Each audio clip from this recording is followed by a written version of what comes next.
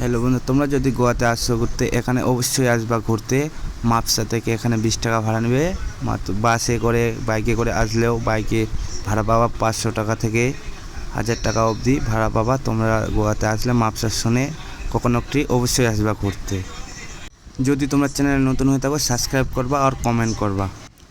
ভিডিওটা কেমন লাগছে কমেন্টে অবশ্যই জানাবা বন্ধুরা। দেখো বন্ধুরা, আমরা গোয়াতে আসছি, কত গোয়াতে এনজয় হয় তোমরা তো জানোই। যদি তোমাদেরকে ভালো লাগে তোমরা আসতে পারো ঘুরতে গোয়াতে।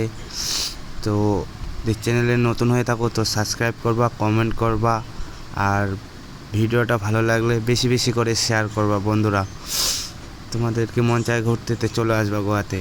আর এখানে অবশ্যই আসবা, এই নারকেল গাছলা দেখতে কত সুন্দর লাগে, ভিউ লাগে, তোমরা তো জানোই।